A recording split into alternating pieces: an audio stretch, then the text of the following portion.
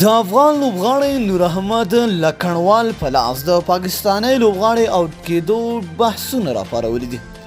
دا چې د کرکټ مبصرین او لوبغاړي د په حق لوایسه هر سره په دغه ویډیو کې وګورئ، په ډیر څه به پوه شئ او قضاوت خپل وکړئ.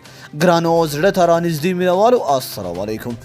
د جمعې په ورځ په جنوري 21 د کرکټ د 19 کلنو په نړیوال جام کې د افغانستان او پاکستان ترمنځ لوبه کې افغان لوبغاړی نور احمد لکڼوال یو عجیب کار وکړ. لکڼوال توپ اچونه کوله، له امپایر څخه تیر شو خو ناببره ودرېده او د امپایر په خوا کې ولاړې ویکټې په توپ ووهلې او له کرښې وتلې پاکستاني لوبغاړي هریره رن آوټ کړ. دا ډول آوټ کېدل او آوټ کول په کرکټ کې قانوني دي، خو ځینې مجرب لوبغاړي او مبصرین د ورزش د اخلاقو خلاف بولي. دغه کار ته د کرکټ په اصطلاح کې مینکټ ویل کیږي. وینو مینکټ د هند یو پخواني لوبغاړی نوم و چې په اول ځل دا کار وکړ. هغه په 1940 کې د استرالیا خلاف یوې لوبه کې یو لوبغاړی همداسې سوځولی و. د هند پخوانی لوبغاړی محمد کیف په دې اړه په خپل ټویټر کې لیکلی دي: دا کار زما هیڅ نه خوښیږي. ما خپلو لوبغاړو ته ویلي چې دا کار ونه کړي، نه د 19 کلنو په نړیوال جام کې او نه هم چې زه کله د خپل ایالت د لوبډلې کپټان وم. د لیکلي دي چې د کرکټ نړیواله شورا باید په دې اړه بیا کتنه وکړي.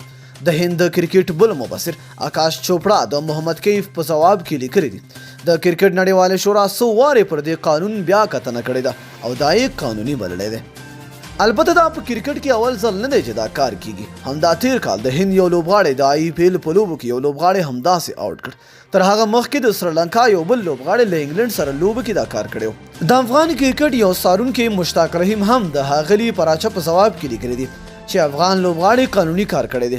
د افغانستان د ملي لوبډلې پخوانی روزونکی تاج ملک عالم سره لدی چې دا کار قانوني بولي، خو سپارښتنه یې کړې ده چې باید لوبغاړی دا کار ونه کړي. نور احمد لکڼوال چې د افغانستان د کرکټ د 19 کلنو لوبډلې کیڼلاسې توپ اچوونکی دی، اول افغان شو چې د مخالفې لوبډلې کوم لوبغاړی داسې رن آوټ کوي. نو دوستانو، دا د مبصرینو او لوبغاړو نظریه.